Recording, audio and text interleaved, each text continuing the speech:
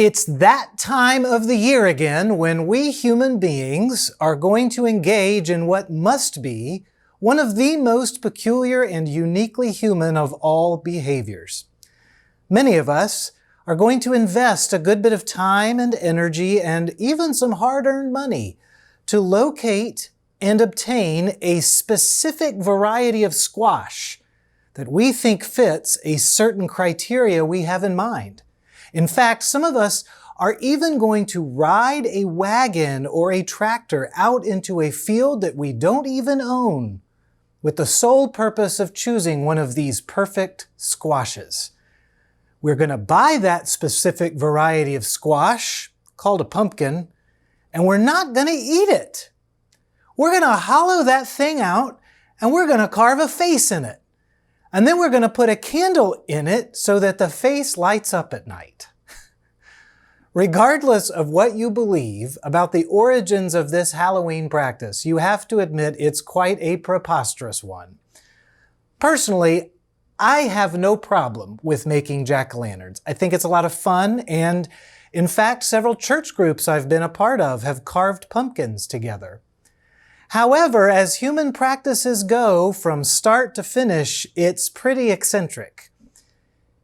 If you are ever tempted to believe that humans are really not that different from the rest of the animal world, that we're just another organism inhabiting the galaxy, think about all these hollow vegetables with elaborate faces on them. What else does something like that? In fact, you can branch out from there quite easily because we humans like to put our image and leave our mark on a lot of things, from graffiti art on a subway car to the ceiling of the Sistine Chapel, from cave drawings thousands of years old to computer avatars today, in art, poetry, or the craftsmanship of a decent and honest job, in the wisdom we impart to our young. Human beings have always felt drawn to imbue the things they create with their own image. It's one of those features we share in common with God. It's a way we take control of our surroundings, make order from chaos. This is the way that we place our mark on the world and leave a legacy, and it's also a way we claim things as our own, for ourselves. Not simply a goofy pumpkin with the lopsided smile, but things with far greater importance. This cave corner that keeps me safe. This cathedral we broke our backs to construct. This city skyline that cuts a stunning profile above the landscape. This is likely how coins and other forms of money had come to be formed with the images and trademarks of emperors and queens and other people in power. It was a way for them to consolidate their power and to control the people. Not too unlike how we, in Halloween spirit, have put surprising faces on pumpkins, Caesar, in Jesus' time, had stamped his own face on the denarius coin. So then, every time goods and services exchanged hands, it was like Caesar was there, saying, "This is mine." Every time one of the empire's taxes came up, Caesar was there, proclaiming, "This is mine too." The people of religion loathed it. Currency, especially with a human face on it, was the stuff of idolatry. It was easy to see, for one, how people could start to worship it, to give it more value than anything else. In fact, in addition to Caesar's likeness, each coin also bore an inscription, Tiberius Caesar Augustus, son of divine Augustus. So it was no wonder that the Jewish authorities would have despised them so much. Simply the use of the money was a constant reminder of the Roman occupation. And the yearly census tax made it even worse. Each time that tax was paid with one of those coins, it felt like worship to a false god. This is precisely why the Jewish religious leaders find this to be the perfect way to trap Jesus. If Jesus agrees to the payment of Caesar's yearly tax, then he will become immediately unpopular with the crowds of ordinary folk who are following him. They, too, feel that Caesar's face is everywhere, oppressing their livelihood. And this yearly tax, I know it's hard to imagine, was deeply unpopular. It was another form of tribute. That is, a system whereby they handed over a portion of their livelihood in return for protection and the right to live. By consenting to that system, Jesus will be seen as just another one of the spineless leaders in hock to the Roman army trying to maintain the status quo. However, if Jesus agrees it is unlawful to pay the tax, then he becomes a normal revolutionary, an upstart warmonger who wants to overthrow Rome.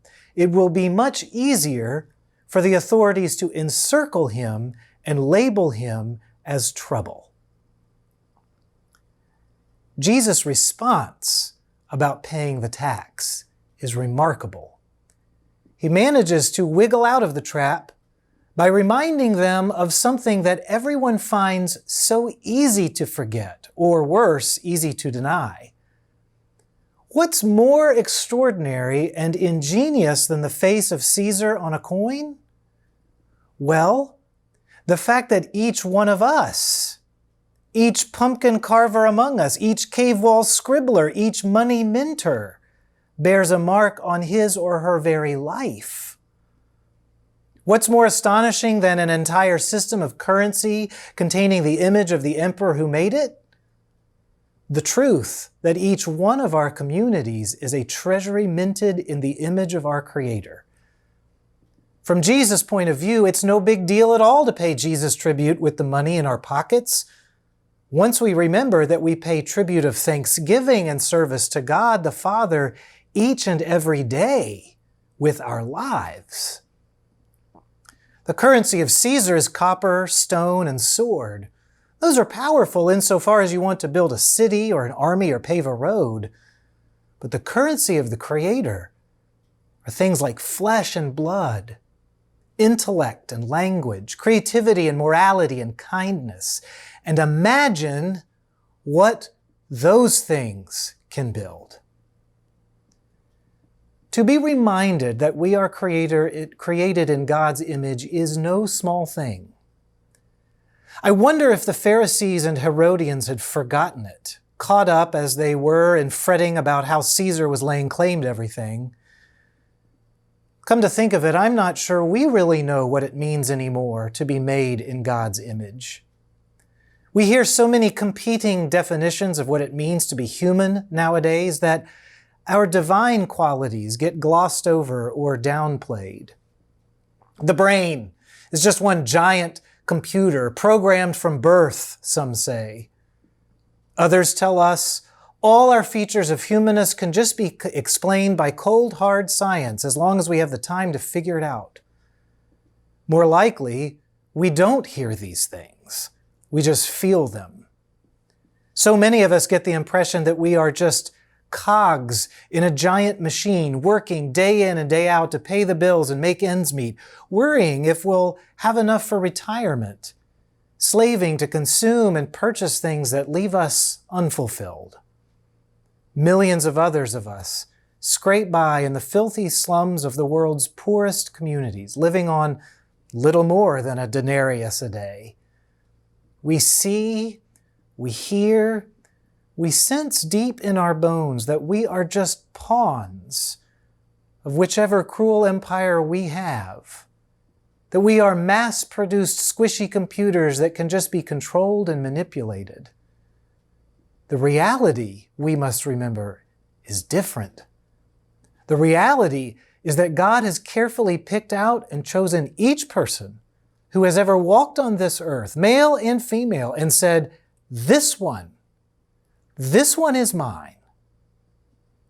The reality is that each victim of COVID who seems destined to become just another statistic, destined to become just another contagion for us to fear in the attention-hungry news cycle, bears the image of God. It means that black lives bear God's image, just as do the people who have systematically oppressed people of color through the years. But bearing God's image does not just mean that we are precious or worthy. It means that we have the capacity to represent God in our very thoughts and actions and interact with creation in the same manner that God can. It means that as much as we participate in a world that will always try to convince us otherwise, we have been designed to reflect these holy qualities back to someone else in a way that contributes to the good, to praise someone other than ourselves. A recent edition of the magazine Intelligent Life that I read ran an article where they asked 6 leaders in very intellectual fields to answer a question. What is the point? Noted novelist and atheist Phillip Pullman weighed in, as did a philosopher, a poet, a psychoanalyst, and lastly, a reporter. Their articulate responses were all fairly interesting to read, I thought, very auspicious sounding, full of wisdom and observation. The most compelling for me, however, was the simple 4-word response that came from the biographer and obituarist Anne Rowe, the reporter.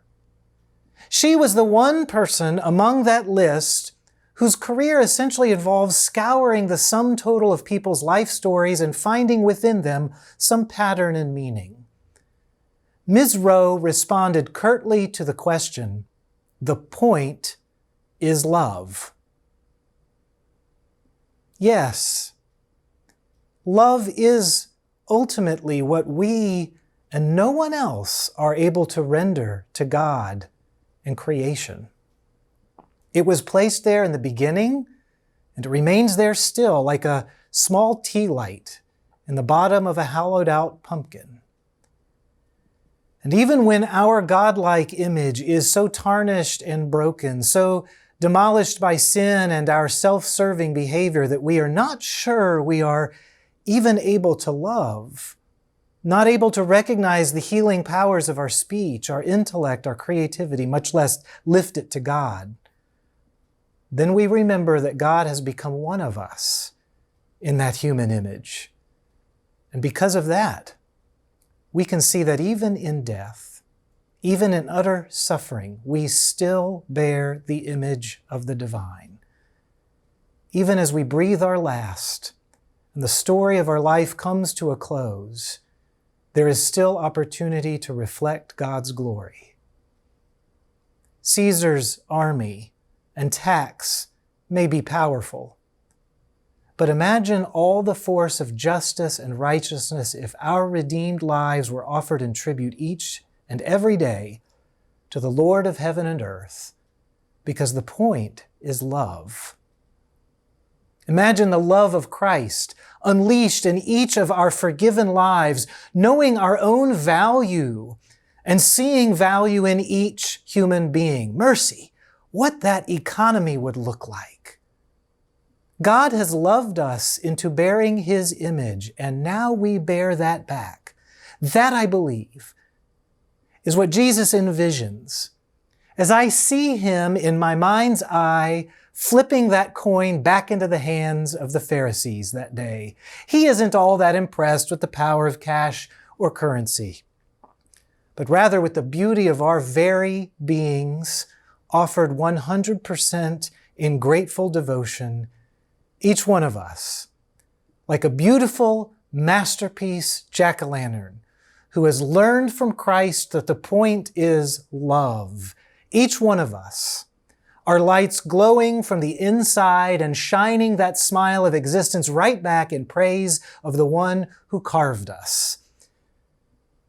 And I think Jesus envisions that Creator gazing right back, with them all lined up on the front porch of His creation, saying, These beauties are mine.